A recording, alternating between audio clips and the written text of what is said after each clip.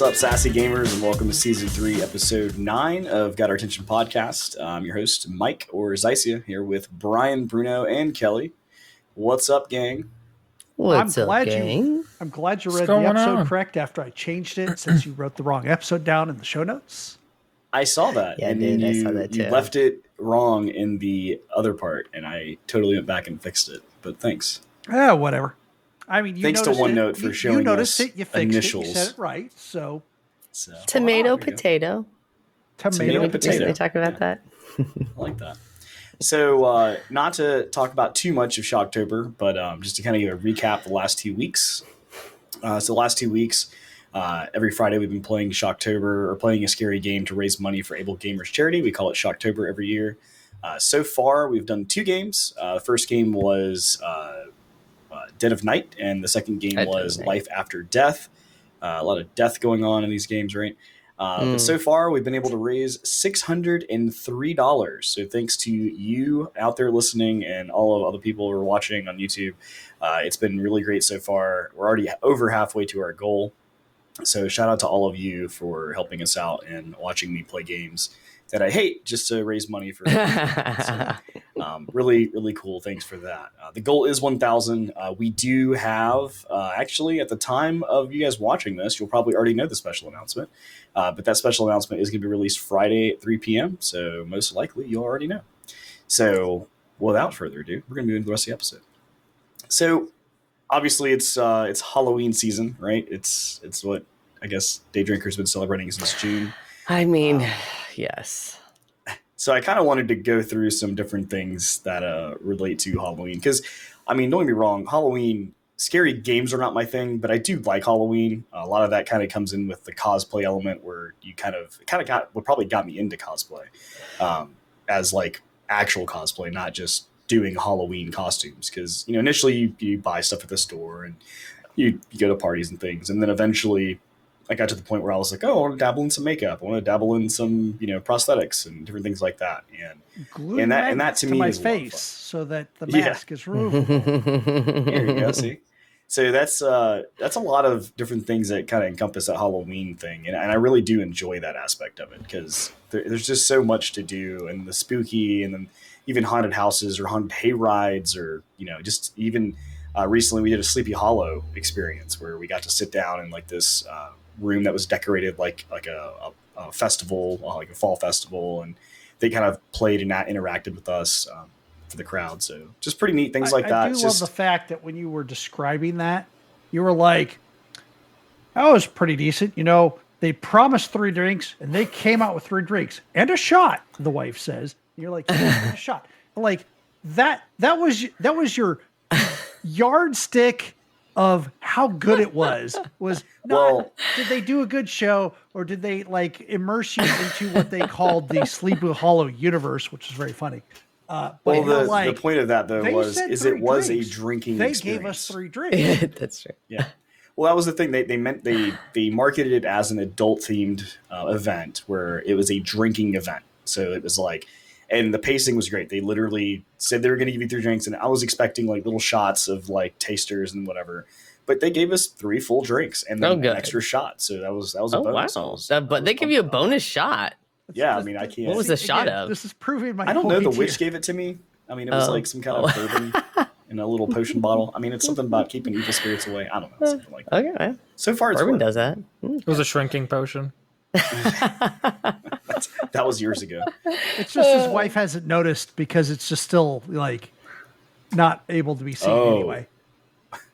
Oh god. Different kind of God. Damn. It's really cold outside. So Savage. It is getting kind of cold. Because of all this, I did want to cover some things with the history of kind of like horror gaming. And I'm not going to go into a full detail of history Horror here. gaming. I just thought this was interesting because Popular. it kind of goes back. It goes back a lot further than I imagined. Back to like I think it was like 72 or 73. With the 1972 with the Magnavox Odyssey, which was like the first console that was released, and it wasn't really a whole lot there. But the idea was that it came with this overlay that you literally would basically paste onto your TV set. And because of the way that these old consoles were, it was about just mostly lights, right? It's all light based, and that's all you're really doing. You had this little controller stick thing. And the idea was you put this overlay on your screen, and it was a haunted house, and there were certain parts that were different colors, like different color, like film, I guess you could say. And you would control like 1 and 2 players. The second player would be the ghost. The first player would be like the detective or whatever. And you would basically have these little cards that would tell you in real life, like you flip the card over and it would tell you like a room and a piece of thing. And you'd have to go there to try to figure out the ghost. I mean, it's very primitive, very like not very crazy, but I mean, I guess for 1972, this is pretty impressive. Like this was like, controlling a little light bulb to kind of go through the house and figure it out. And yeah, it's literally like a little square box with one side as a wheel so you can rotate it. And then, that's what a controller used to look like, kids. 2 side wheels, yeah. One for left and right, one for up and down. But... So I don't know. It's pretty neat. I thought that was like kind of interesting to see that even back in 1972, people were already trying to do things that were kind of spooky to kind of get, some different experiences out there. So pretty neat. I thought that was pretty cool. So it kind of brought me into like just different horror game memories. And I think I talked about the liquor in Resident Evil 2 before, but there's been just a lot of games. Wrong type of liquor. Sorry. Yeah. But yeah, I mean, I remember, playing, like I said, watching Resident Evil 2, watching Resident Evil 1, Silent Hill. I remember, I think playing it once, maybe a little bit. I'm not sure. But yeah, I mean, what about your guys? What was one of your favorite horror games over the years? If we're going to consider Resident Evil games a horror game, survival horror, that's fine. I think it was Resident Evil 3. We had like the co-op with Sheva, or 4, one or the other, and it was my favorite. Remember, because there's a boss fight that exists in that game where there's a room that has like, it's like a rectangular room with a thing in the center, and then there's an incinerator at the back with 2 doors and a button. And the idea is that you and your friend work on shooting the boss, baiting into the room, and then running out, and then closing the doors to do damage to it.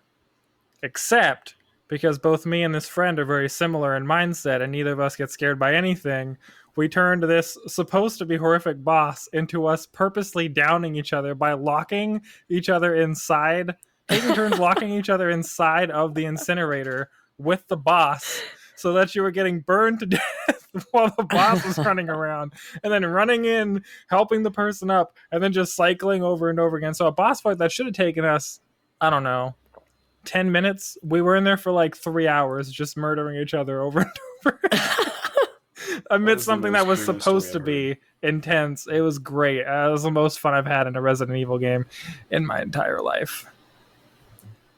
So one of my favorite moments playing a horror game would be, or I don't even think I was playing. I was actually watching you guys play. And at one point, they were playing Phasmaphobia. You guys were playing Phasmaphobia, which is a fantastic game. Dang, get on my head. Oh, sorry. So at one point, Mike was like missing, and another friend of the podcast was missing. They were all playing together, and everybody's like, "Where are you guys?" And they're like, we're in the van." Like, we're hiding in the van because it's so scary for them. I mean, it's a respectable job, like game. To be in the van to like see the camera placements. Useless. Totally useless. Tell you guys the sanity levels and stuff. I don't need sanity level checks. Because probably my favorite horror game, and probably really the only horror game that I've ever really kind of played, is Phasmaphobia. And yes, Mike, clearly it is your job to be in the van, because every one of those games, if I survived, my sanity was typically around 2 to 5%. Like every time. I like if one of our objectives was to get below a certain average of sanity, I did more than in real life, I do more than my fair share of insanity as it is.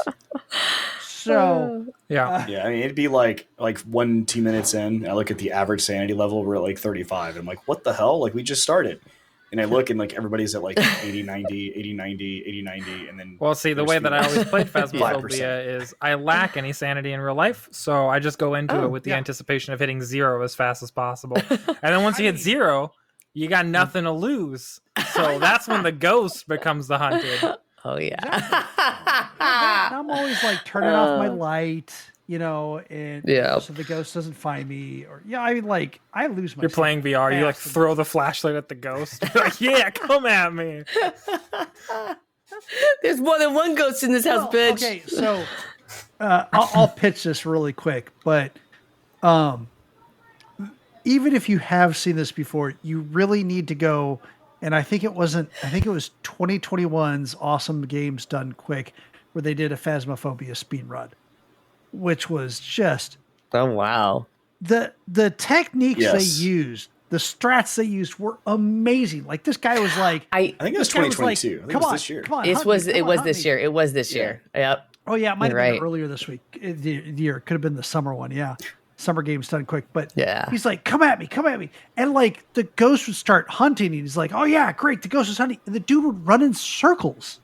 Like he had this way to avoid the ghost, which was amazing. It's fucking genius. Yeah, he died awesome. I did catch sometimes, too. But they were really, really, really good at that game. Yeah. And the second you lose all fear in that game, you win. Yeah. Because the ghost is just like, not gonna happen. The ghost makes you stumble over yourself. And the second the ghost loses that power, you're just like, you move slower than me. And they're like, no, I don't. And you're just like, I closed a door in front of you. And they're like, damn. Yeah. Meanwhile, somebody's like screaming through the hallways, like, no, it's going to kill me. No, that's not how I die. I die going, fuck, how do I light the lighter? Wait, I light the lighter and then the candle. How do I get the candle to light? Then or the giant blunt. You tried to light your giant blunt. the giant blunt. Yeah, that one, the sage. I'm like, what? They're like, press F, and I'm like, I am. No, hold it. And I'm like, oh, well, I mean, if this was real life, I'd have that under control. But so in real life, I've done a couple haunted houses and such. Like I've actually participated in being in the haunted house and also attended haunted houses. And I was a kid, this one. There was a famous one in Orlando. It was called Terror on Church Street. You may have heard of this, Phoenix, actually. But it was on Church Street, so it was called Terror on Church Street. But it was like a building, like right downtown, that had like 3 or 4 floors, and it was like super well done. I guess like kind of similar to the one up here in Atlanta, but it was like each floor, like each like thing was a production. Like it was actual like artists that do the makeup and like all this stuff, and there'd be a room you walk in and like it's completely empty. And you like see a coffin and stuff, and then all of a sudden you look up and there's like Dracula coming down from the ceiling, like a real person, like floating. Oh God! It was some crazy stuff. But I went with my family, and I imagine they're probably kind of like me, mostly like me. Yeah. And it was, I think, my cousins were probably early teenagers at that time. I was a little kid, so I was like, I think they were carrying me, probably like 6, probably 13, whatever. But they were like basically carrying me through this. And I remember we were running so fast that we ended up catching up to the group in front of us. Oh, I love doing that. And so as we got into this room, we could hear the guy screaming and like trying to scare this group in front of us. And then we all pile through too. And the guy's like kind of turning around, trying to reset back up. And he's like, he's just like, just go. And we're just like, okay, thank you. And we just ran out. But that was fun times. But no, I wanted to actually bring up, have you guys had any actual real life experiences that were kind of scary?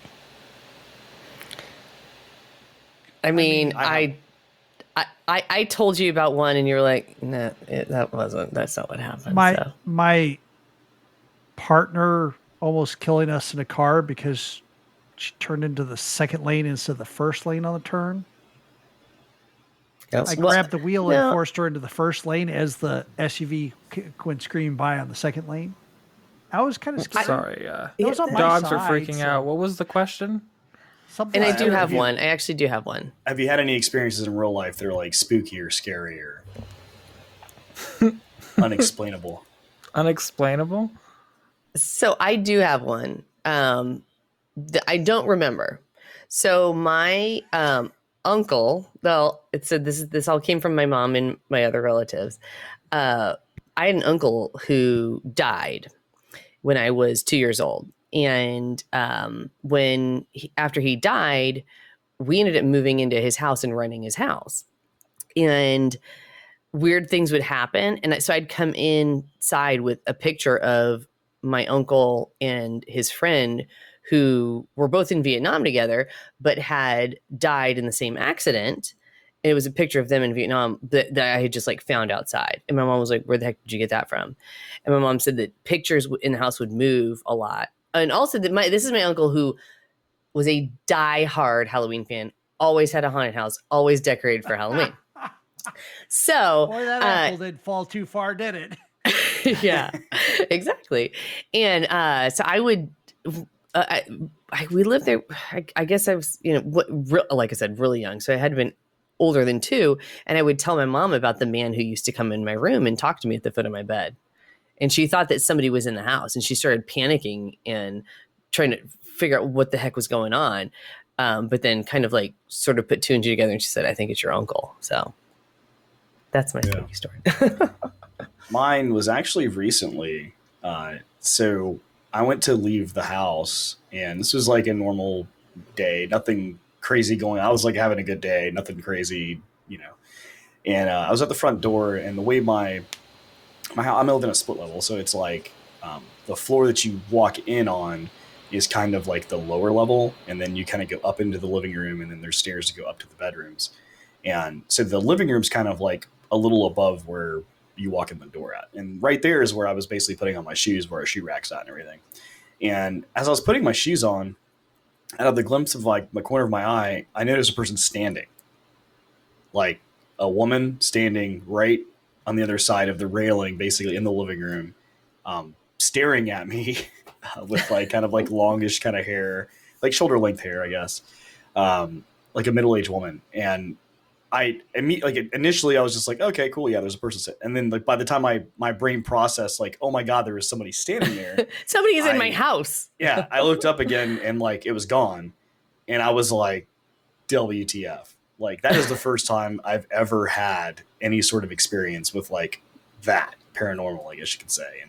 And it's funny because like my mom, so my mom's side of the family has like medians in the past, even had like a place they call the Central, which was like kind of like a worship room, but they did things with, I don't know what happened in that house. It was very creepy to walk into, but she's actually seen ghosts in her lifetime. Like she's actually saw my aunt, well, I guess my great aunt, because it was my dad's aunt, I think. She had passed away, and they didn't know that yet. They were living in Italy, and she was reading the newspaper. This was like in the 70s, and they was laying in bed reading the newspaper. My dad was already kind of sleeping, and she like looked over the newspaper, and there was a woman just staring at the end of the bed, staring at my dad, and God. Like she froze because she couldn't think anything to say, and she knew who it was. So she was just like, and then finally my dad woke up because he realized she was freaking out.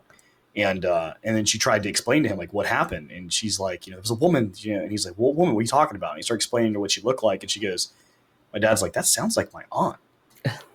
And she's like, "Well, I don't know who it was, but she was there." Blah blah blah. And then they received mail a couple of days later that his aunt had passed away, and she was basically there to pay respect. So this is like something that's like runs in my family, I guess. And my mom's had other stories. I'm like, I don't want any part of that. And she's like, pass. You can keep that gene. My ass literally goes and sleeps in the most haunted room in actual haunted houses, supposed haunted houses, and nothing happens. And then you guys get it for free. That's unbelievable. I know. I don't want it. You can totally have it.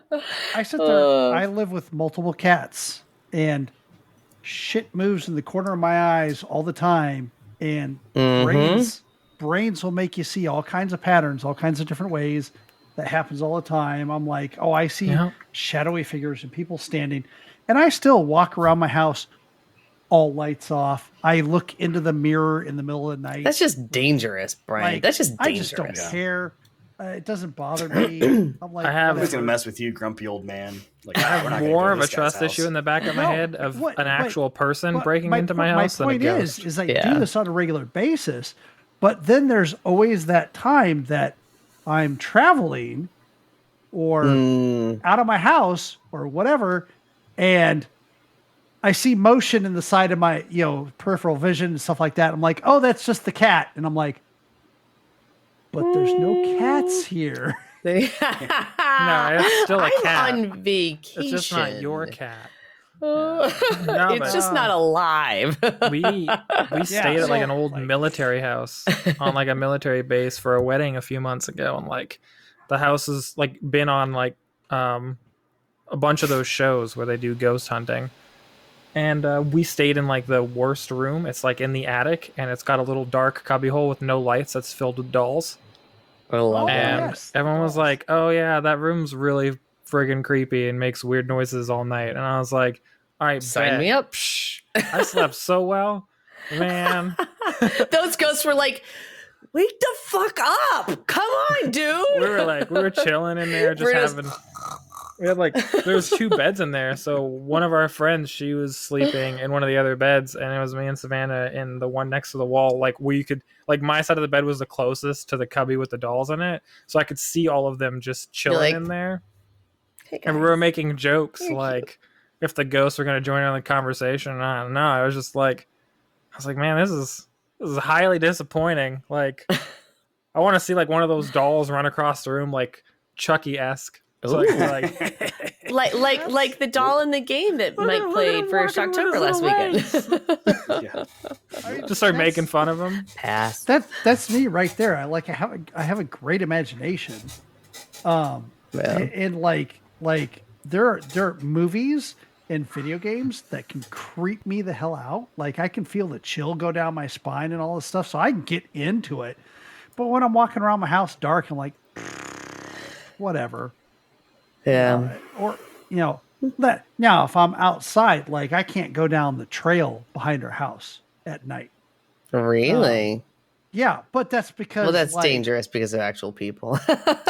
people and like just animals in general, like so I'm like, it's dark, I don't know what the nature can fuck me up just Yeah. as bad as a ghost can. That's for damn sure.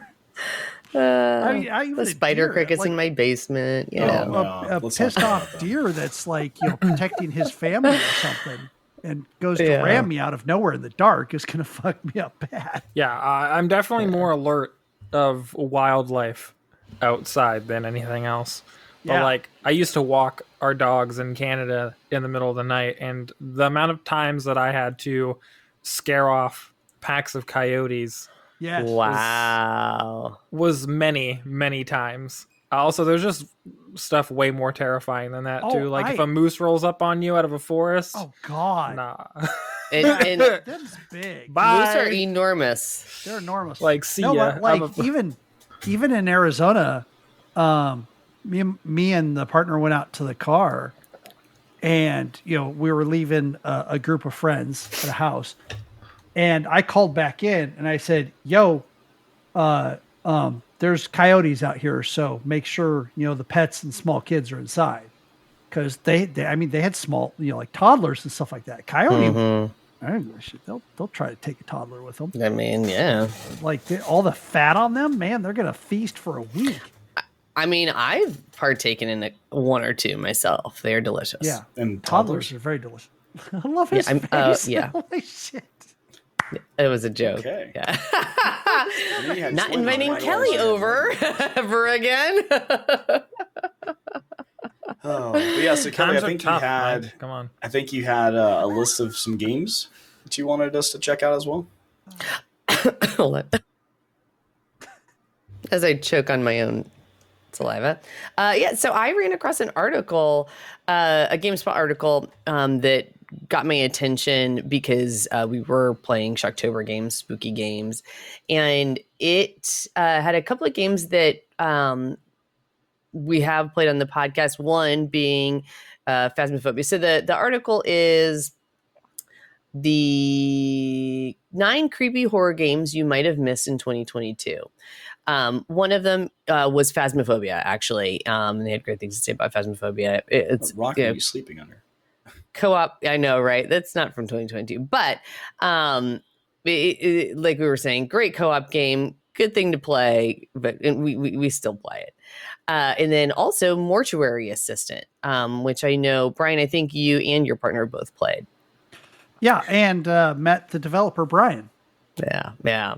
And it's on my list to play too. So I am really excited about that one. I am saving that one for December when I am in my lull of sadness because Halloween is 10 months away. So you got to stream that. If you're going to play it, you got to stream that.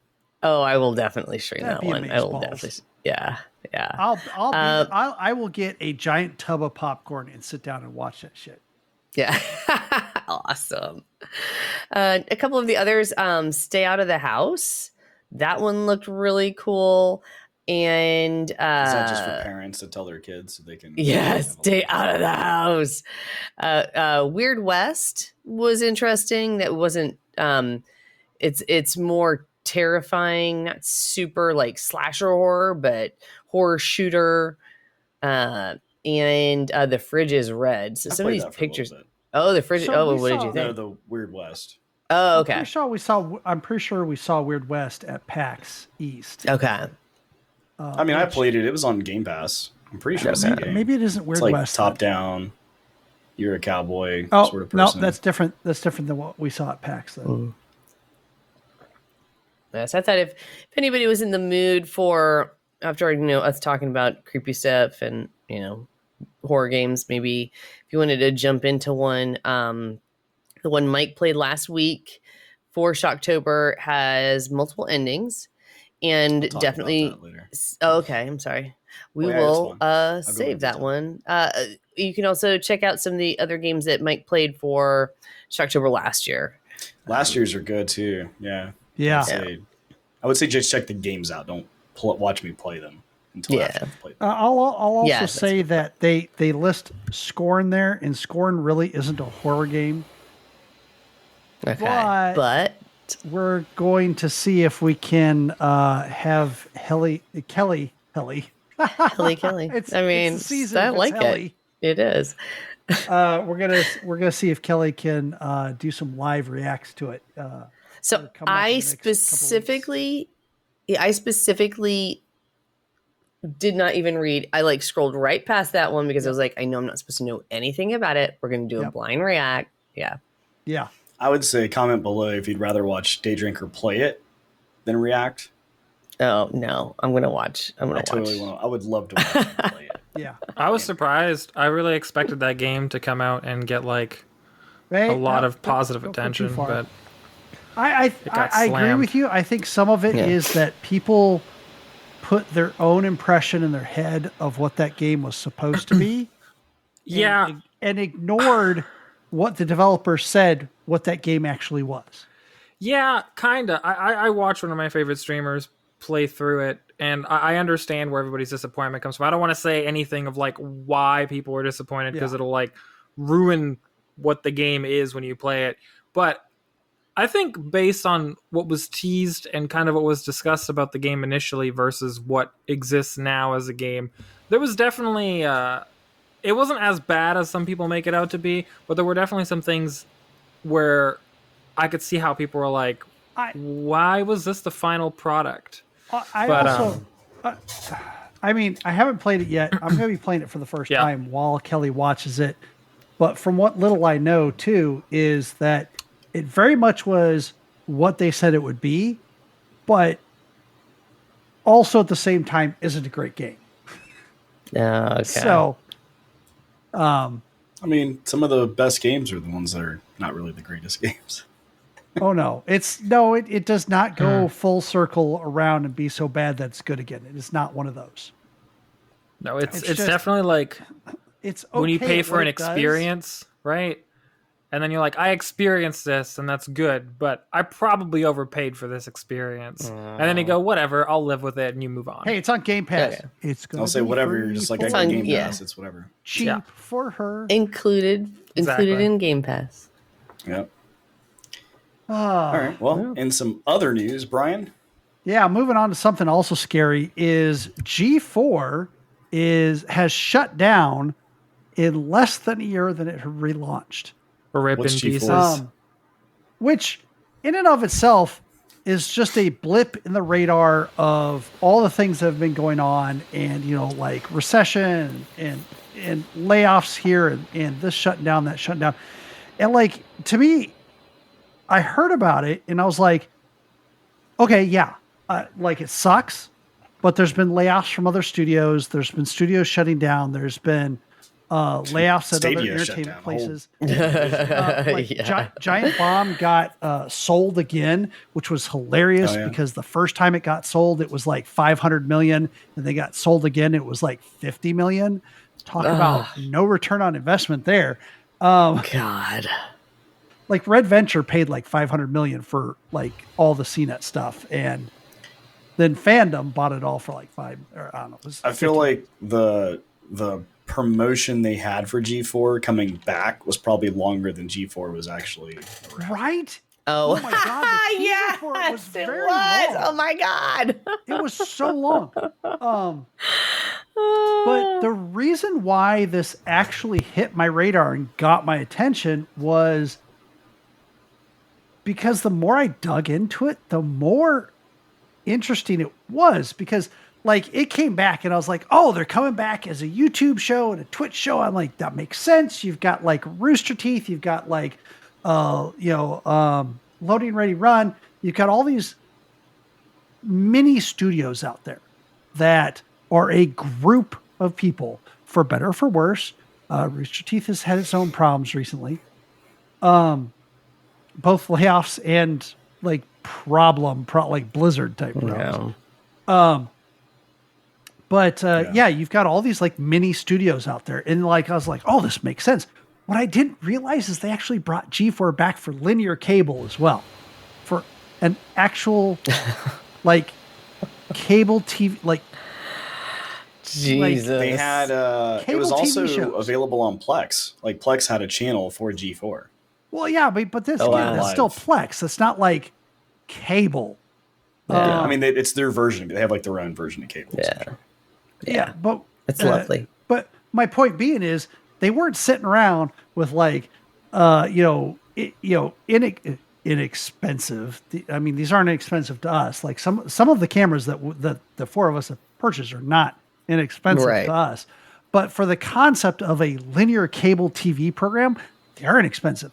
And it was like, oh yeah, I remember seeing when they're going to break and they would pan through and they had legit like TV show cameras, like cameras that are like $300,000 cameras.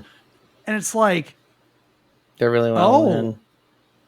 they didn't bring this back as like a YouTube channel. They brought this back as a TV show.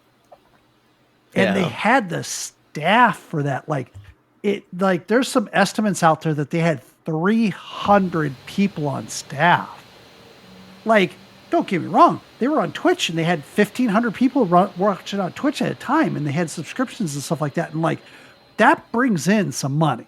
Even Right. like 1,500 doesn't sound a lot, but I mean, that's pretty decent for Oh, yeah. Twitch. And it's like, but when you start talking about like a staff of like, over 50, Yeah. possibly even 300, then you're like, ooh, that Twitch money doesn't go anywhere at that point. No. And then you're at the point where you're like, this is supported by ads. This is not a YouTube channel. This is not a Twitch channel. This isn't supported by that. This is supported by linear TV and ads. And then I started reading It's more. like they thought they knew, and they were like, "Yeah, we know.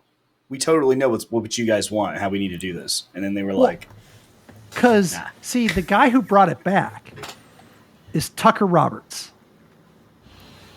who was part of Comcast He was the president of Comcast Esports. And personally oversaw or owned multiple esport teams for Comcast. And he helped bring this back because G4 originally ran from about 2002 to 2014, 12 years. And it was an actual cable channel back in the day. Yeah. Until it went all different personalities and all that stuff. American Ninja Warrior and reruns of Cops and everything else like that. Oh my God, American Ninja Warrior, best show ever. Cops. That Dang. Looking up this guy and seeing what esports stuff he's been involved in. He's really good at missing the mark. Yeah. Oh. So literally and figuratively. They ran for 12 years. Probably some of the biggest names that came out of it was Adam Sessler, Morgan Webb from the X-Play side. Attack the Show was Olivia Munn and Kevin Pereira.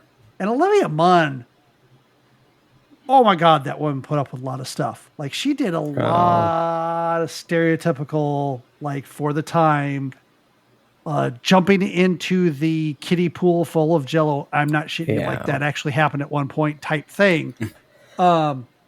She's gone on to bigger and greater things, that's for sure. Thank God. She deserves it. Adam Sessler came back. Kevin Pereira came back.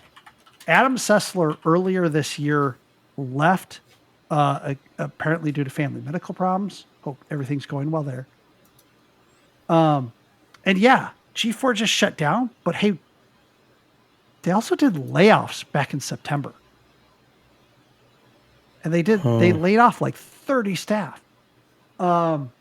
Shortly after that, Kevin Pereira left. One of the big names from the past. And also one of their hosts, I don't know her name that well because I wasn't as familiar with her. But she came from esports herself. And she basically left at the same time. It was Indiana. Don't say it. Someone's thinking it. I won't say it. I don't know who you're talking about. I have no idea. I'm still trying to figure out what this G4 thing is. Yeah, it's still funny. But she had left in September as well. Shortly after or around the same time Kevin Pereira left. It's my favorite GIF is the Chris Rock skit. He's like, grand opening, grand closing. Yeah. Indiana Froskurian Black. Nickname Froskurian. So, but she was a big host of stuff as well, and she was a very outspoken host, and in good ways. There were people that were being misogynistic and very hateful, very bro-centric, and she literally called it out on shows. Wow. She goes, I'm not here for you to say these things about me. I'm here to do these things and to put on the show and to do fun things here. But yeah, she had left shortly afterwards as well. And then again, this was all in September, mid to late September. And at the time they said, hey, we've had to part ways with some people. We understand it, but we're going to continue putting out good programming, and we're not going to slow down our programming role. And they had other people. They had Gina Darling, who is a YouTube star. She was on there on a regular basis. They had Xavier Woods from the WWE. Boy, he brought in some ladies, let me tell you. And he's an enthusiastic. He's a very enthusiastic gamer, and was a very proud host and really having fun and up there. And then found out more, because apparently not only did they run this like a TV show when it should have come back as a YouTube channel, but they ran it like a TV show that they had guests in, and some of the guests had daily fees of $25,000 to $30,000. I I do want to let you guys know that my daily fee, my per podcast fee, is actually going to be $20,000. Yeah, Is that for it's feet really only, or? Sorry, I'm watching too much House of the Dragons. it's really funny. You mentioned that because there was actually a discussion this week that relates to this in a way. I don't know if you guys know who the Twitch streamer / League of Legends player LOL Tyler 1 is, known to be like this incredibly toxic persona.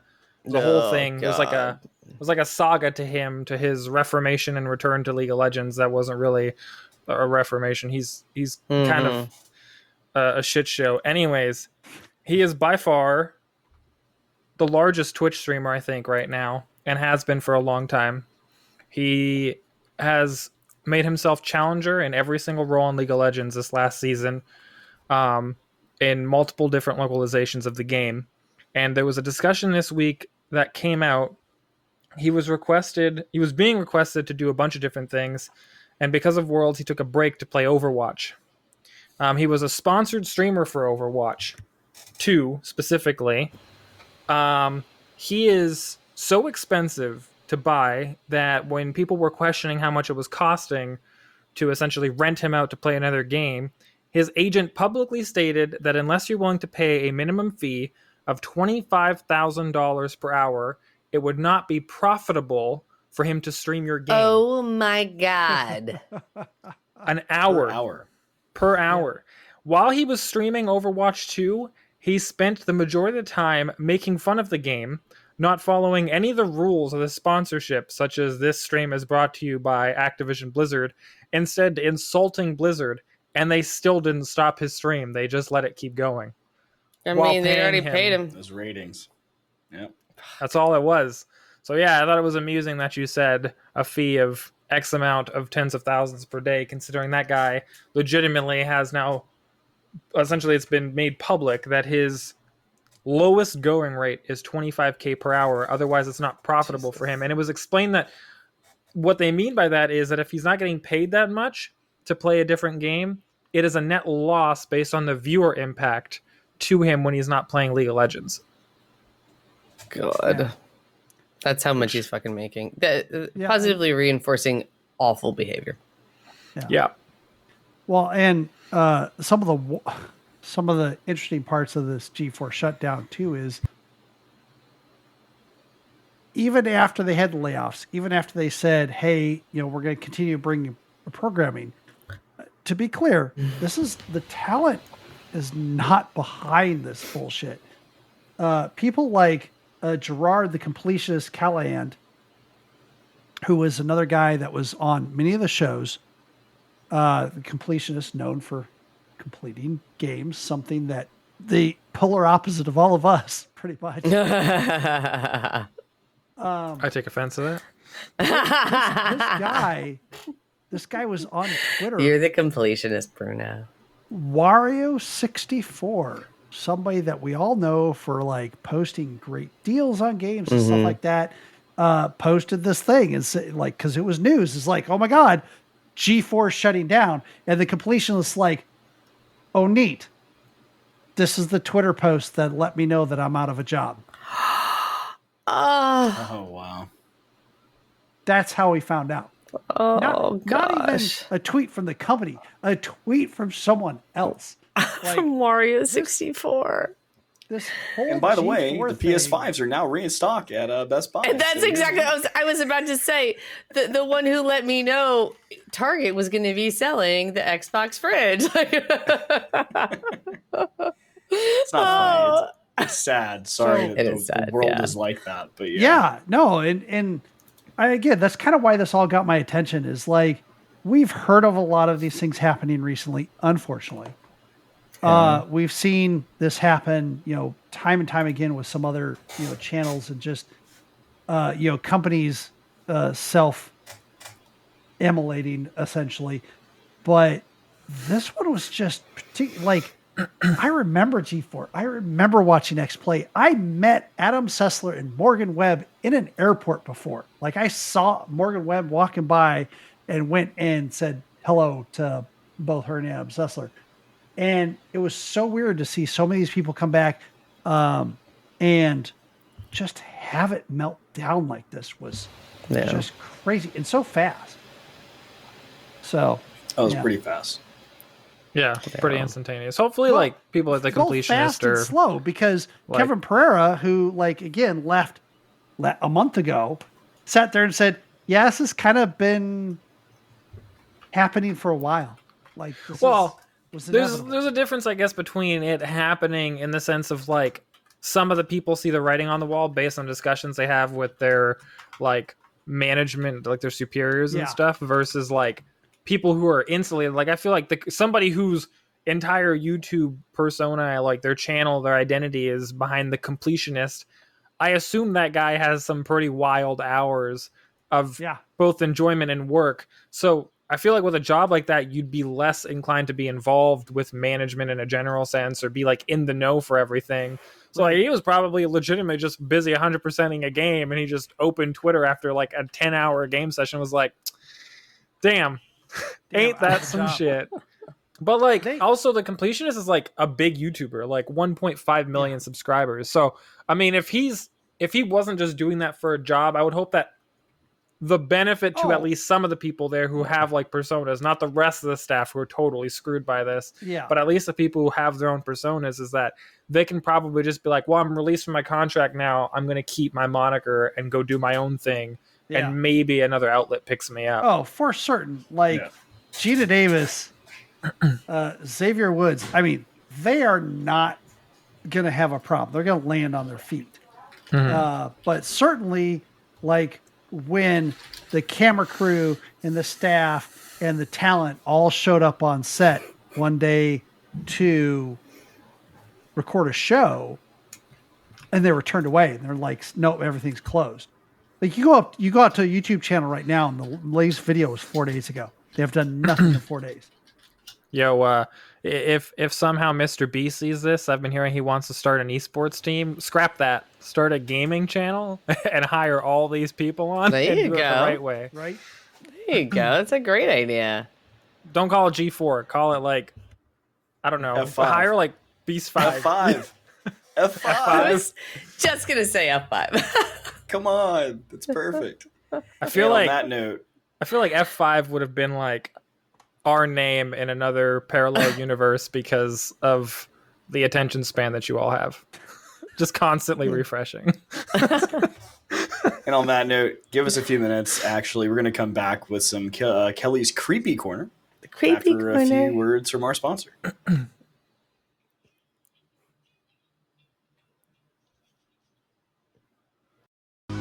And we're back.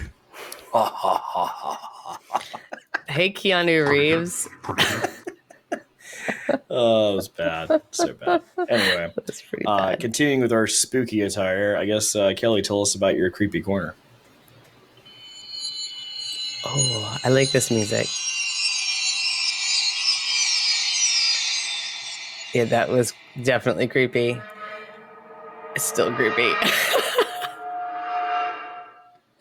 Longest intro music ever, and I love it. Listen. let's If you're going to use send this a for man every to one of find them. something creepy for you, send the really old man.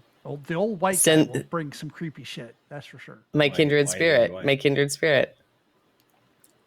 I mean, welcome to the podcast, Mike. So, I used to do, or last year I did Halloween decoration DIYs. So if you're interested in looking at those, the months of September and October, all the podcasts had at least one of those in Kelly's Creepy Corner. But this year, I hadn't done anything, and I thought I would do something related to dressing up to Halloween this year. So I dressed up as a Camp Crystal Lake camp counselor, and I was clearly one of Jason Voorhees' victims, and I had for Dragon Con. Yes, sorry, yeah, good, thank you. Cosplaying, pretty much. My very first time, and it was a fucking blast. That's awesome. Yes, I know you're jealous. So it was a homemade prosthetic, and using mostly just homemade things. The two things that were not homemade were blood, and I buy this like practically by the gallon. It will stain your skin if your skin is not covered. I will get into that in more detail. But on porcelain, it comes right off. It slides right off. Do you buy that every week with your groceries? Is that like a... No, they don't sell it at the grocery store, Mike. Oh, you said you buy it by the gallon, so I was like, maybe that's like a... Yeah. So like Amazon and so this is like super cheap blood, and this is actually what I used. I did get thicker, like clotted blood or gel blood, and broke it and couldn't use it. So use this stuff instead. So this was, I mean, this is probably 2 years old at this point, and this was $5 before the recession, or not, before inflation. And then liquid latex. And liquid latex you can use for a lot of things, some dirty things, but I do not use it for that. You can use it to make different decorations. It takes a little while to dry if you're making like a mold of something like a creepy spider, or not creepy spider, like a creepy like grub or worm or something. So you can use it for that, but you can also use it for this prosthetic. So all I did was took a tissue, not like a good tissue, like a really crappy tissue. Don't use like your, Vicks, tissues, or your Kleenex with lotion or whatever bullshit. Yeah, you got to use the really cheap shit, and take apart the 2 plies, and then literally fancy 2-ply tissue there. I was saying, I know, yeah. The 1-ply. So I ripped it apart like this, and I actually got rid of all of the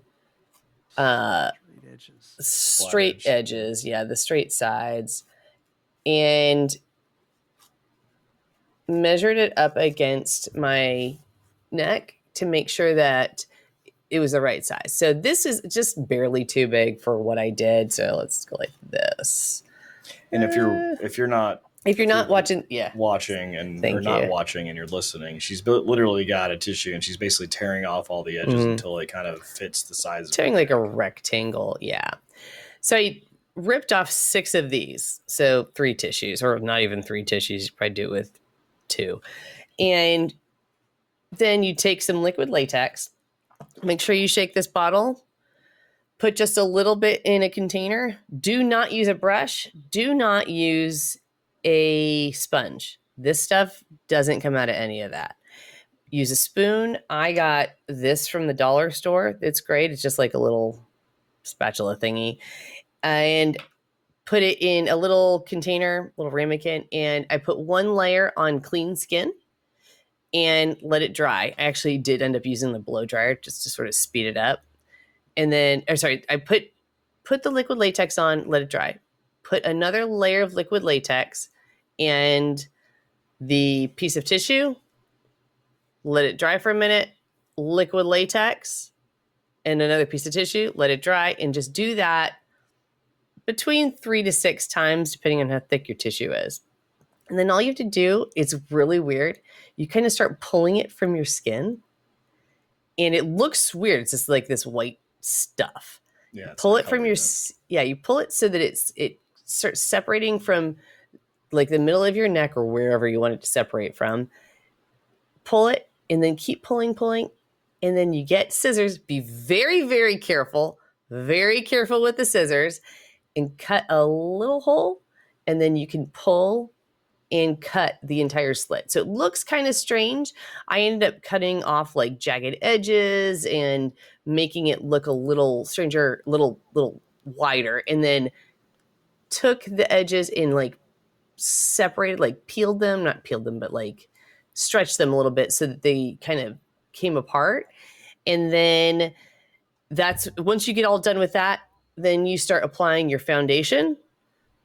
You basically paint that shit on, apply the powder on top, and then... And the foundation and the powder you're talking about is so you can match your skin color, right? Just my regular foundation and powder. What I'm hearing is, considering the whole scissor portion, if you succeed, it looks really good. If you mess up, it looks even better. Even better. You are correct, sir. So I did that, and then used just stuff I had in my makeup bag. So I have this palette that I've had Okay. for so way really quick, longer than you should. Let's say you don't have makeup because we don't typically use makeup. If you're a person that doesn't use makeup, what are the things that we probably should have? Well- You'd go to the drugstore and just get some cheap makeup, or you just get cheap makeup. That's literally what you do. Well, I mean, what type of things you're talking impaired about? and Red. like it was pretty easy for me. So Kelly, I got a really important question. This color. When are you doing the tutorial video on this? Yeah, I mean, I may be. I mean, yeah. Like it's some of the parts that you're saying, kind of make sense, but at the same time, are really hard to visualize. And I could see some people, especially for you're at Dragon Con. Yes. You saw that there was an entire meetup of people for horror-based cosplay. Yes. We saw the wife, the husband, the beauty pageant, and the shrunken head, all from Beetlejuice. Yes. Like they look pretty amazing. Yeah. So you can probably learn this. Well, you can probably find a tutorial online. I was definitely able to Pinterest it and YouTube it. So this is true. So, and all of them are just slightly different. But once I used the red palette, it was like eyeshadow with a brush and got all red all on the inside. And I tried to do a little bit on the edges. And then that's when I went in hardcore with the blood. And with the blood, I used this sponge that I got from some serial killer ever. Exactly. I went in hardcore. So I used this sponge to dabble. And then I used this paintbrush to dabble again and then dip in and make the drips. And I think it turned out pretty good. If you don't have the sponge he's talking about, you can go to the painter section and just get it. It's basically a black tipped looking paintbrush, but they're really spongy like it's. So this one is you could just tear that off and use it.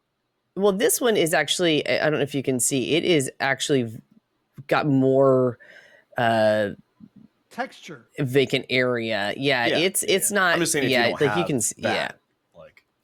You could find. I mean, you could use other crap, and you could use a sponge for your dishes. That'll still creates a similar effect. So you don't need to spend a lot of money on this. I mean, the only money. I mean, this was literally $15. Yeah, and that's every week for you. So. Yeah, and this is way too much for anybody other than media. And it's a good point to point out is that, I hate to say that, and I know you can, if it's fresh and it's in good condition. Those packs you get at the different chain stores of here's a zipper and it has the things with it. But typically that stuff is either old, so by the time the glue comes out and the paints are chipped or whatever, or it's just in bad condition, and those things never turn out the way that they never turn out the way you want it to. But I mean, your option's way cheaper for one, and it looks way more realistic than something that you buy off the shelf. And it doesn't take. The biggest thing about this is time, right? It is time. It took about an hour to do. Yeah, it took about an hour to do, but I think it was. But you look at a movie, it takes them hours, in a chair to do certain prosthetics. It takes me about an hour and a half to transform to the Joker. Yeah. What? It's a serious deal. You transform? I thought it was makeup just you. wise, not personality wise. Wow. Yeah. All right, sweet. so That's really cool. Thanks for giving us that little tidbit because I've never really dabbled with a lot of I guess the horror side of getting cuts and all that stuff, but that is something that I could add to my cosplays in the sense of maybe I just have a gash on my arm or I've got an arrow in the knee or something. If you need a helper, I can help. So there's always next year. So I'm going next year. Sorry. oh yes you are. Yes you are. So the other Kelly's, it's not really a Kelly's Creepy Corner thing. It's just a Kelly's Corner thing. Everybody knows I am huge fan of Cards Against Humanity. and Mike was kind enough to post something. Excuse me. I actually looked I forgot to look the other day when I went to the place you're going to talk about. But yeah. Yes. So let me just preface this with Cards Against Humanity gets very creative about their marketing, and so I have. Oh God. Did you? Oh. I've got the bigger, blacker box. Yep. Which came with a small deck of cards, but it is to put your cards in expansion packs in. And I've got them in here now. And then they revealed, like, I want to say it was like a year later after it had been released, that if you peeled back the inside of this, it revealed one card. Yes. There is a Cards Against Humanity card in here. This came from in here. I did not put this. And I was like, well, I have to leave it in there now, you know. That's so hilarious. I love Cards Against Humanity. I've got a massive black box of cards. I have a square. I think it's a square foot of an island from them.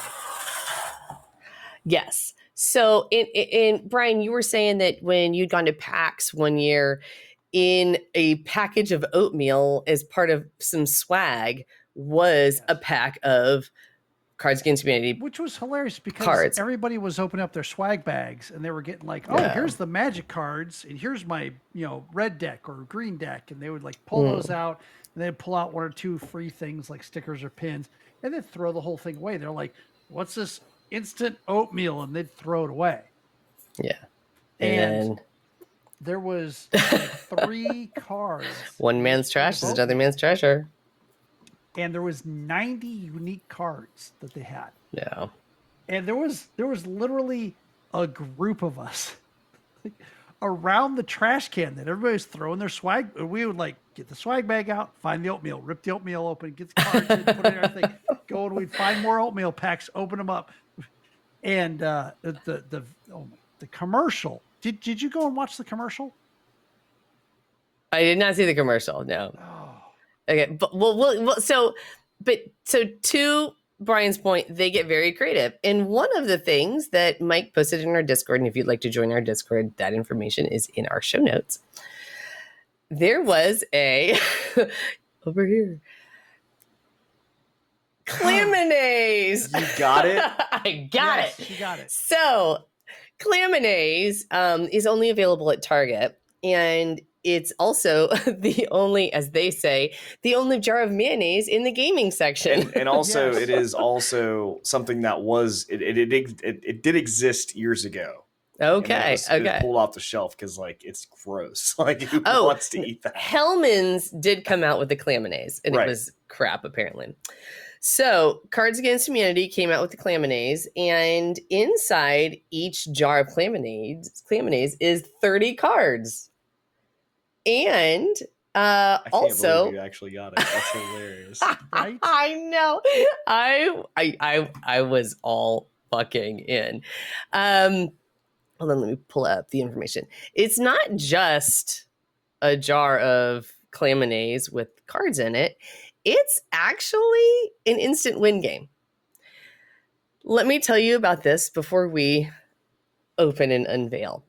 Clam-O-Naise is a sweepstakes. It began September 15th. It ends March 17th, 2023. You have to be 17 years or older to play. No purchase necessary. You can read the clams.lol/rules page for this information. But there is a instant win card in here, apparently, and you use your phone and click on the QR code. Are you going to open this up here live? Oh, yeah. Oh, yes. That's what we're fucking doing. So there are several prizes. First prize, though, is a Toyota Camry XLE that is, let me tell you, a 2007, and it has 185,000 miles on it. Thanks, Cards Against Humanity. Oh my Second God, prize, a trip for 2 to Pismo Beach. They'll pay for the airfare, in like your hotel or something, I think. Third prize, a Clam-O-Naise poster. 300 people will be getting that. Second prize, Clam-O-Naise poster. Third prize, so it was grand prize, first prize, second prize. We're at third prize now. Clams Against Humanity game, which would be Bruno, pretty you cool. okay there? You look like you're about to fall asleep. Is it the Clam-O-Naise that's making you sleepy? You're not talking. We can't hear you. Oh, okay. He knows. So, all right. Fourth prize, 300 people will get a Clam-O-Naise mug. Fifth prize, Clam-O-Naise hat. Sixth prize, Cards Against Humanity Clammy Dick softcover book. Seventh prize, Clam-O-Naise branded bumper sticker. Eighth prize, $5 Long John Silver's gift card. All right, open it up. I want to see this. No, God, I want to okay. see this. Really, Ninth please. prize, Cards Against Humanity Climate Catastrophe card pack. 10th prize, a can of smoked clams. And then 11th prize, a freshwater pearl. 40,000 people will get a freshwater pearl. So I'm suspecting that's probably what we're going to get. The FAQs, kind of cute. Clam-O-Naise is actually based on a dish called Clams Casino, which they do provide the recipe for in the FAQ. And they said, for real, it's all actually good. And they said, yeah, for real. They actually worked with professional chefs and scientists to get this just right. And I will tell you, the reviews I read, people were like, yeah, it actually tastes good. So we're going to try that too. Don't worry, Mike, I'll bring you some.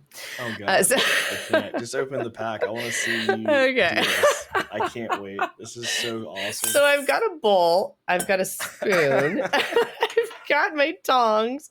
We're going to have to do and I do have I'm only here for the booze, or more booze, please tell, on my lap so that I don't. God, can we make Kelly's screen bigger? Can we do this? Okay, oh so my God. You can Bruno, see have it you seen this still. before? Did you look at it on Discord? Bruno can't talk yet still. Okay. Oh gosh. Oh God. It's garlicky. Hold on. Oh, it's really garlicky. Oh, I see the cards. Hold on. It's actually not bad. It's actually not bad. In this. I'm not even kidding. I am bringing you some. It's actually not bad. I'm totally putting this on sandwiches. Okay, so I love this. I love this so much. Okay, so here's when we're going to use our magic of television / pre-recorded podcast, and I'm going to step away for a sec. Let me see if I can feel anything else in here, Ellen. No, I think that's it. Just a pack of cards. Just a bunch of Clam-O-Naise. Oh my God. I can't. All right. I'm going to put this in the refrigerator. I'll be right back with my pack of Clam-O-Naise clams. Hold on. All right. So here's my pack of cards and my instant win. Hold on. Okay, I am actually going to... It says put it in front of the camera so we can see it. Hold on, let me cover this. Congratulations, it says. Is it a pearl? Is it a car? Is it a clam-themed vacation? Scan your code to find out. Hold on. All right, bring it in front of the camera. I can't. We don't know. Yeah, hold on. I will. Hold on. Okay, I just did the scan. Clam-O-Prize. It's figuring it out. It's redeeming your Clam-O-Prize. I just won a climate catastrophe pack. What? Okay, so the climate catastrophe pack. Holy shit. Let's see it. Come on. Hold on. Hold on. Hold on. Do it now. I have to claim my prize. The climate catastrophe pack is... Show me your phone. I want to see what you got. Hold on. Oh, my climate catastrophe pack. There we go. Can you see? No, Yeah, a little it's bit. anticlimactic. You should stop listening to Mike and just do your thing. Did he just say anti-clam-atic? I think he just said that. Oh, crap. Hold on. Let me claim my prize. Hello. Oh, yeah. So I have 60 minutes to fill out this form. God, hold on. 1 sec, guys. 60 Sorry. minutes. Oh, Time's ticking. You're almost out of I time. know. Oh, got 59 I agree to the minutes, official rules. Submit. stuff. Damn. 1 sec. We just I verified your claimed address. It's mine now. And confirm address. You didn't get my QR code. Okay. That's what I'll you get my think. climate catastrophe pack in the mail in 2 to 8 weeks. They just sent me a confirmation. Here's a link. What? And I'm totally gonna repost and brag about this win, just so we're 2 clear. to 8 weeks. By then we could have an actual climate catastrophe. It's a climate clam-tastrophe, right? Sure. As Brian said, it's very anti-climatic. It's like climactic. Oh gosh. Okay, and then here are my Say your made up cards. word correctly, Mike. I'm gonna make it up and say it however I want to. Okay, hold on. I just found Kind of like some more XYZ mayonnaise. Alice. Oh my god, stop it. Shut up, XYZ All right. Alice. Shout out. And here are my okay, so a couple of the cards are that's right, we put blank in mayonnaise. That's the black card. 3 black Show cards. us. Oh, sorry. Show us the cards. Oh my god. Yep, it sure says exactly what Kelly That's just what I said. said. Lose weight and feel great with the all-new Clam-O-Naise diet. It's just God. Clam-O-Naise and... Oh,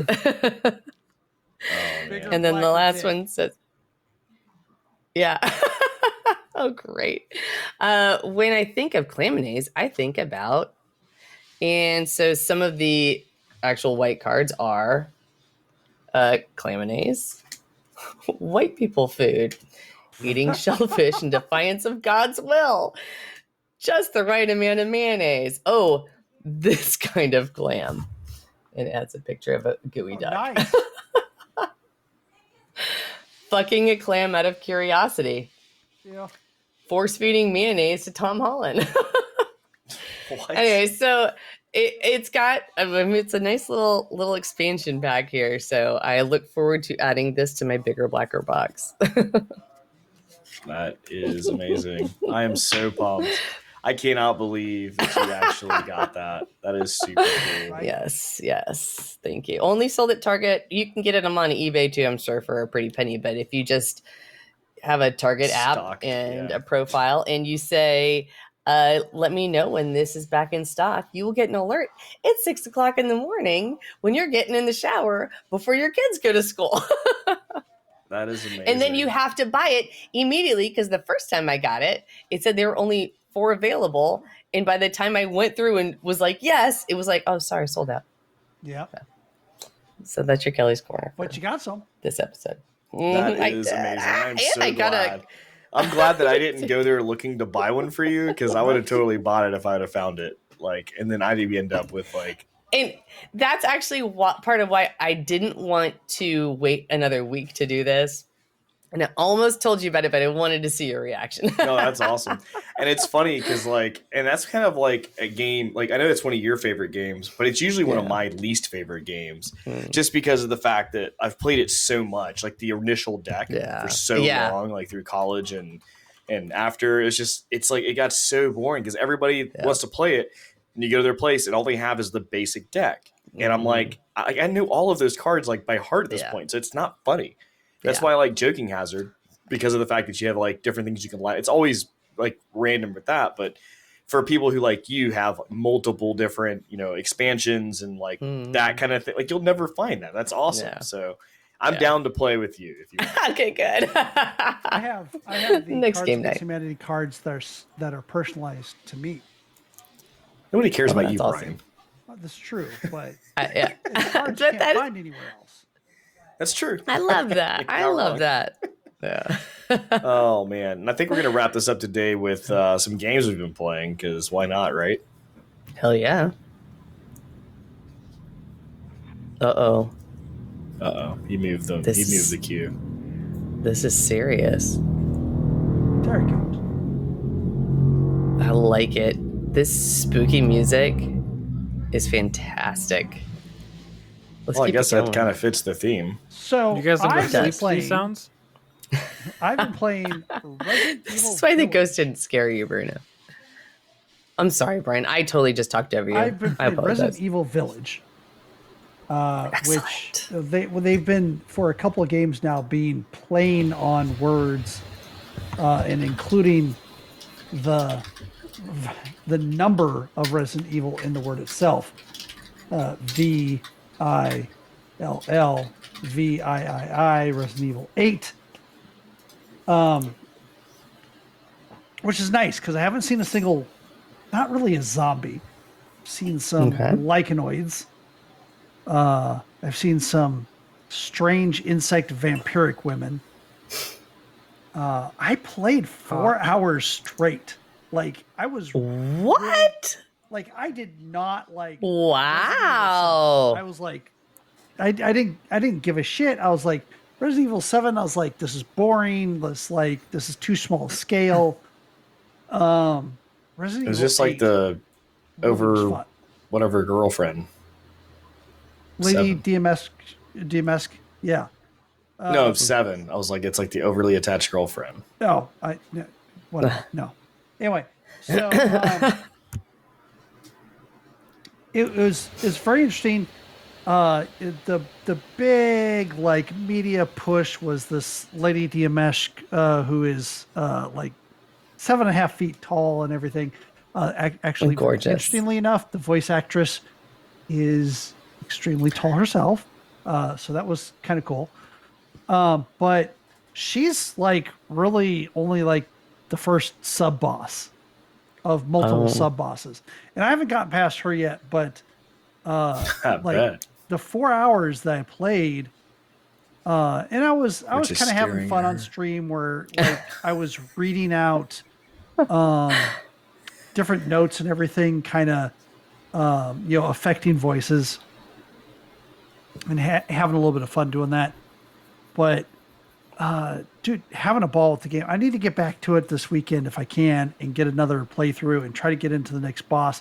Some of the bosses coming up just look stupid crazy. I mean, there's one guy who's kind of a lichen, and has a lichen horde with him. I'm like, but it's carnival based ish. I'm like, okay, that's interesting. But one of them is like this tiny, creepy, freaking animated doll thing. Oh, nice. That is like super psychotic. And another one is like very large and grotesque, and like his mouth is kind of where his stomach is, kind of weird thing. So I'm very curious that once I get past kind of like the media hyped beginning part of it, what it's going to be like. And it's been a good mixture of like light environmental puzzles. One kind of had me stumped for a time because I was kind of overthinking it and died like 7 or 8 times in a row. Which is pretty much by far really the only times I died, except for like me not understanding something earlier on. But there's some light puzzles, but it's neat how at least one of the things that happened was kind of a puzzle of figuring out how to kill something that was unkillable. And was environmental cool. puzzle based. Not to do too close to spoilers in it. So, been having fun. I went out and purchased it. It's not all that much right now on Steam. I think it was like under $45. That's good Highly for a game. recommend it, especially for the season. It's fun. Sweet. I have not been playing scary games that much. Well, I guess that's not true. Maybe the second game I'll talk about was kind of scary. I could see that. Kind of. It's suspenseful, maybe. I don't know. Different, Scary to some. different style of, yeah. The first game that I've been playing a lot of is I have finally returned to Legends of Runeterra. If you don't know what that is, it is Riot's League of Legends based card game. Why don't you just play League of Legends? I do play League of Legends. He plays all the games all the time, Mike. I play League of Legends like almost weekly. I just don't take it seriously, so it never makes me angry. I played it this last week. Somebody called me racial slurs. It was a wonderful time. Oh, God. Well, It's League of Legends. That's not that rare. Don't worry about it. Wasn't that slur? No, it's Riot. Not rare. Some of the cards are rare. So are the skins. See? You should shut up. I'm not even touching those. Yeah. Smirked and smiled at that joke, and I hate myself the more because of it. You're welcome. So I went back to Legends of Runeterra. When I originally played it, it was your normal card game, I guess. It had some interesting mechanics that were different from other card games, but overall, there wasn't anything crazy to it. I will say the game is now many years in to its release. I think it's well past 2, on its way to 3, I want to say. Yeah, I think it's about 3 years old. It is still the cheapest of any of the card games to get into. And it's completely by design. They have not turned it into a pay to progress, pay to win shit show like Hearthstone. You can legitimately drop, like, if you really wanted to, you don't have to. If you want it to be competitive, you could spend $40 on that game probably and build yourself a competitive deck that you could utilize on ladder to take you really, really high up while farming other cards. But one of the big things that they added that I've been spending all my time on isn't even player versus player. It's actually PvE.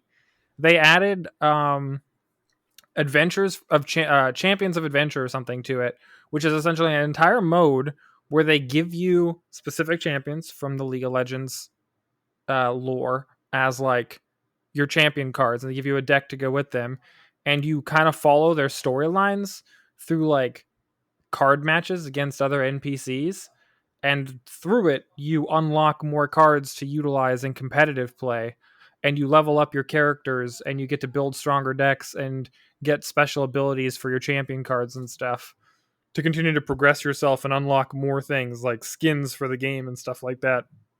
It's completely free. It costs you no money. There's no limit to how much you can play it.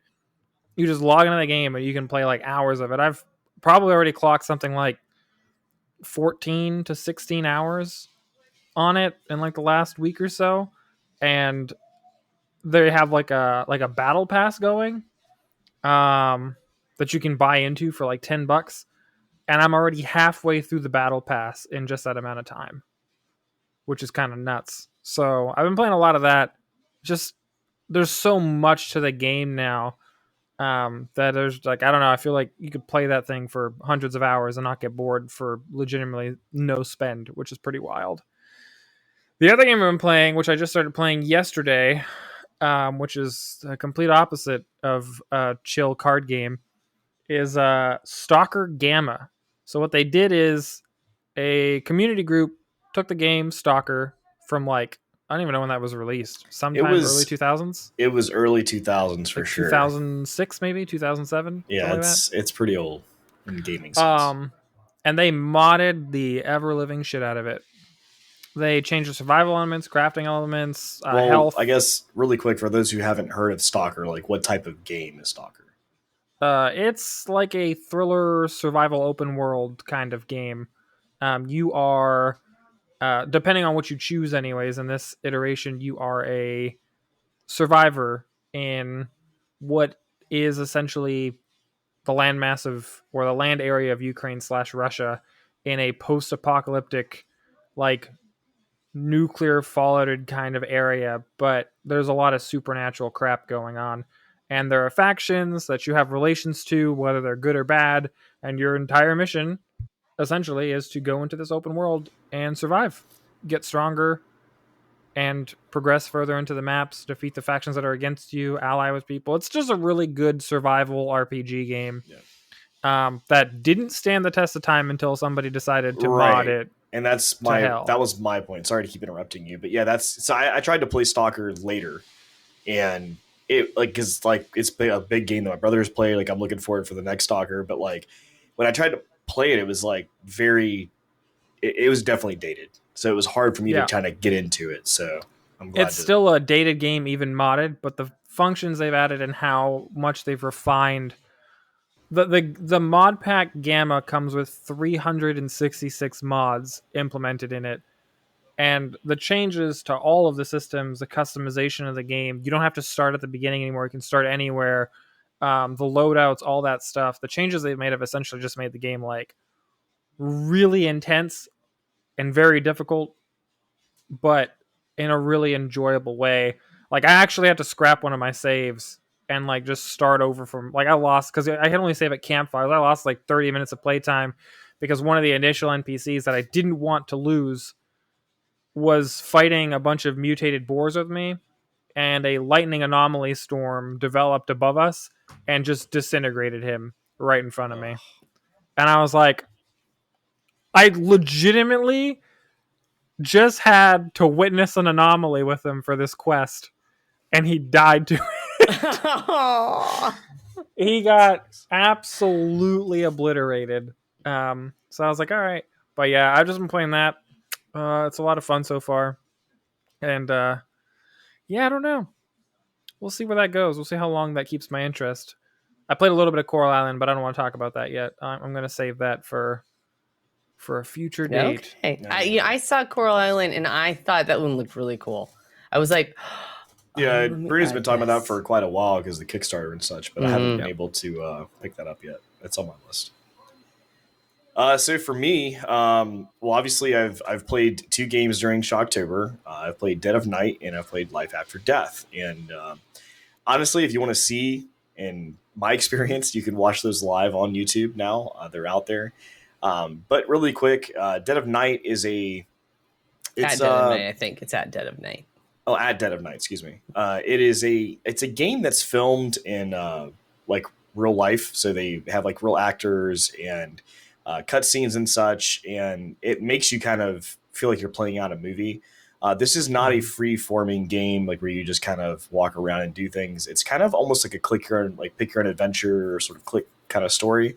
And when I say that, it's like you click a direction and your character moves in that direction, and then it loads, and then you see option A, B, or C. You click on whatever option you want. You may go into a door, maybe you go in a hallway, different things like that. But the idea is you're a festival goer that basically loses her friends. You get stuck at a hotel, and during the night, Jimmy, who's the front desk clerk / everyone comedy also there, whatever, is very interested that you're there, and he wants you to check out his comedy, and you're kind of like, I'm just gonna go to sleep because I have this big festival to hang out at, and then you try to find your room, and things start happening, and all kind of stuff. But most likely, this is not a good streaming game, I guess you could say. For what I played, usually when I stream, we usually have like 2 hours of time that we do on the Fridays, and I got stuck into almost like a loop of like checking rooms and rooms and rooms, and there's no map in the game. So definitely highly recommend, if you're going to play this game, print out a map, use it yourself. The good thing about the map is the items that you do find do generate in random locations, so it's not always the same playthrough. So the map's only going to help you as far as the rooms, because literally like floor 1, there's like room 101 through like 120. And there's all these different hallways, so you kind of forget over time like which rooms you've checked, which ones you haven't, and each room may or may not have the item you're looking for. So that's the kind of the highlight of it. There's also some supernatural, paranormal stuff going on inside the hotel that you start learning to understand as time goes on. But what I've heard from some of the people that did watch the stream, that if you're like me and you're very fast with the way that you play, sometimes fast. I don't know if that's what I'd call it. You were fucking speed racer, man. Okay, so if you're fast like me, I was like, God, I was like, stop, slow down, no. He touched everything multiple times in drawers, in, out, drawer, in, out, drawer, in, out. Like he was so far. It's the kind of gamer I am, man. man. He's like in out. Oh my god, there was a key. I got stuff to do. The key. It's like opening, closing, opening, closing, opening, closing, opening, closing. I'm like, got stuff to do. Key. Who's like, I gotta get out of here. The reason I say that though is that because the game is more of like a point and click adventure, there are certain times where you open a door and you look at the room, and by the time I see the room it's empty, I'm clicking the exit. Well, the problem is it takes a few seconds for the game to realize you're there, and then it would play like a cutscene or some sort of thing that would happen. But I never got those because I was so like in and out, like trying to find things. So just word of the wise, if you are wanting to play this game, definitely keep that in mind and consideration. Kind of take your time going through this. Also, it'd probably be different if I wasn't playing this on the stream where I'm trying to keep the interest up and keep myself interested and stuff. But pretty fun game. It's like I said, it's all live action, so it's really neat to see the situation there. Second game I played was Life After Death, and this one was interesting. It was. I'm not even sure if I understand the whole game yet necessarily, but independent developer Ass Games put this out, and I believe there's one guy who worked on this. It just means you're gonna have to play it again. Yeah. So basically, you are trying to uncover your past, and you're doing that by collecting these pieces of like videotape, like this VHS tape. And what you come to find out, memory board. Yeah, what you come to find out is like your grandma was like a big part of your life, but you'll kind of find out why throughout the game. There's another. This is probably one of those other games where you want to take more time on what you're doing, but also don't adjust the graphics. Like try to keep those as high end as you can. I did dabble with those a little bit because I was streaming and we're trying to have the best quality stream, but I think by doing that, like literally looking at the fireplace, I just saw like smoldering logs. Yeah, and I was like, am I seeing something weird? Like he's supposed to see fire, and right? there's supposed to be fire, but my graphics were turned down so low, like for the stream, like I didn't even see that. So there's some other parts. There's some other parts that kind of the ladder where you're supposed to place it and stuff. He almost didn't see. I saw that, but there were a number of there were some other issues with it, but the steam. Definitely don't mess with that if you can. So that was one of the things. I had a jump scare and it was great. Like the grandma appeared, like you're supposed to make a phone call, grandma appears over the phone, and then it's supposed to pop away and like scare you, but then it stuck. So I was like, It's hilarious. Oh. And like I kept like looking at it, like walking around. You could watch it on the stream. It's it was pretty good. It was actually really funny because it was Brian's partner had played this part of it already, and she was like, she's not supposed to be there. The game came out literally maybe like a week and a half before Mike played it. So and I mean, don't get me wrong, like. I do play games, and I've been known to break games because of the things that I do. Just it's not normal things that people would typically do. So I get it. Like it totally would happen to me. It's fine. But overall, the game was for one person working on this. It was done really well. There was a lot of, like you could tell it's the same assets like everyone uses in those type of games, but it doesn't matter what the assets are. Like as long as you portray the story and everything well, it's great. And it was definitely good because it kept me on edge. I definitely felt the sense of like urgency and despair around me, and I was constantly dread looking around like the corner, like oh my god. And I walk on the corner and the grandma's still there stuck in the wall, and I'm waiting for her to jump at me, and it's not. But she was just tired. She was resting on the desk. Give her a break. Damn. So she was waiting for a phone call from Grandpa. Yeah. It's been a while. It's and that one was $8.99. Okay.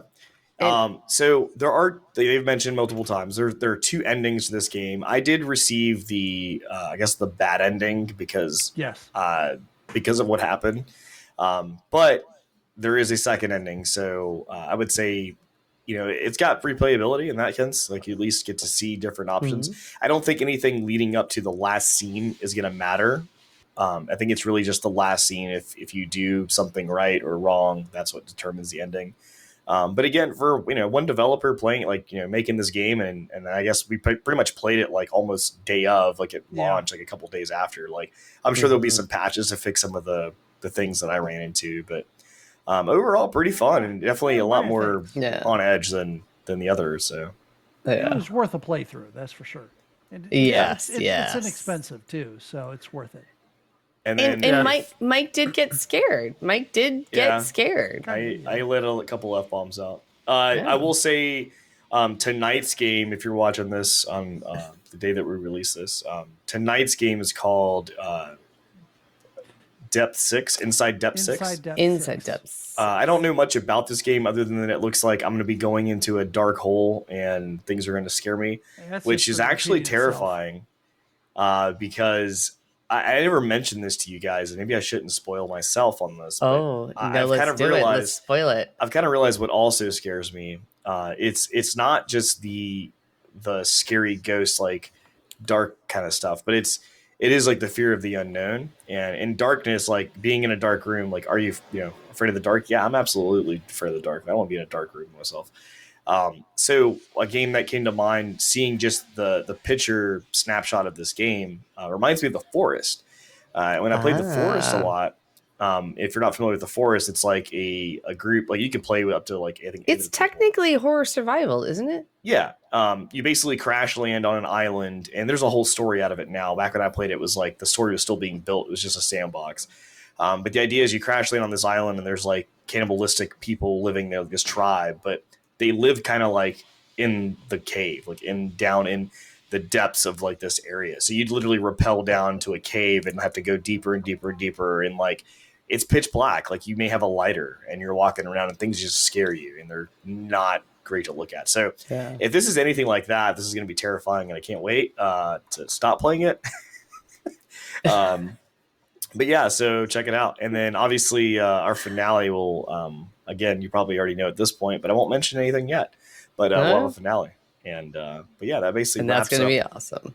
The games that we've been playing. And yeah, so if you're into this kind of thing and want to know a little bit more about us, check out our website, www.sassgaming.com. You can check out all of our podcasts, our videos, our blog posts. Yeah, we do post blogs eventually and occasionally. We do write about some games or maybe different topics we looked at that we want to go in more depth than the podcast will allow. If you want to support us in any way, patreon.com/sassgaming as well. That's another way to do that. You can always click or always send us an email at the little email up there, goa@sassgaming.com. We would love to read those out loud and ask us questions, ask us whatever. Like, we don't care. Just do it. So yeah, so anyway, Shocktober, we still have tonight going on, so check that out, 9 p.m. I'll be checking out that Inside Depth 6. And then next Friday, the 28th, we'll be doing our finale stream, which will be announced with all the special things that are going to get on with that. Can't wait for that as well. So unfortunately, that is all the time we have for today. That is what got our attention. And until next time, you guys be safe, stay safe, and play some scary games. Woohoo! See ya. Take care. Deuces.